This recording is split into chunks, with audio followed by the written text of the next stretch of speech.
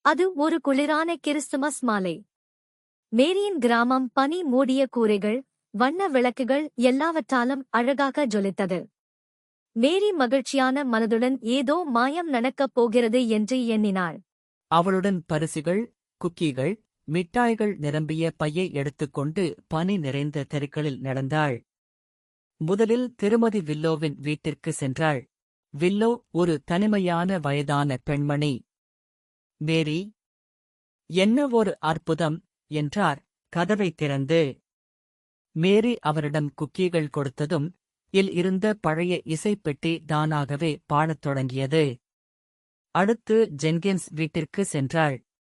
அவர் தன் மரத்தை அலங்கரிக்க கஷ்டப்பட்டுக் கொண்டிருந்தார். மேரி அவருக்கு உதவி செய்து மரத்தின் மேல் தங்க நட்சத்திரத்தை வைத்துவிட அது பிரகாசமாக விழுந்தது. பிறகு மேரி கிராமம் முழுவதும் நடந்தார். பழைய தேவாலயத்திற்குள் சில குழந்தைகள் அமர்ந்து பேசிக்கொண்டு இருந்தனர். மேரி அவர்களுக்கு கைக்குறைகள், குக்கீகள் கொடுத்தாள். உடனே தேவாலயத்தில் உள்ள சரவிளக்கு அழகாக பிரகாசித்தது. குழந்தைகள் மகிழ்ச்சியாக குதித்தார்கள். மேரி வீடு திரும்பிய போது அவளது பெற்றோர் அவளுக்கு ஒரு சிறிய பரிசு கொடுத்தனர். அது அவளது கிராமத்தின் பிரதியுடன் கூடிய ஒரு உருண்டை. மேரி அதை ஆட்டினாள். உள் கிராமத்தில் அனைவரும் மகிழ்ச்சியாக இருக்கும்படி அந்த உருண்டை மின்னியது. அந்த இரவு மேரி சிரிப்புகள், இசைகள், ஜொலிக்கும் நட்சத்திரங்கள் போன்ற காட்சிகளுடன் உறங்கினாள்.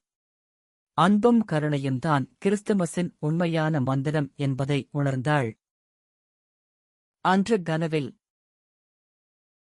அந்த இரவு மேரி வீடு வந்தபோது வாசலில் ஒரு மர ரயில் மற்றும் ஒரு பெட்டி இருந்தது. மேரி ஆச்சரியமாக பார்த்தாள். அப்போது சாண்டா கிளாஸ் தோன்றினார்.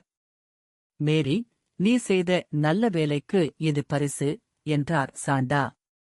மேரி ரயிலை மகிழ்ச்சியுடன் எடுத்தாள்.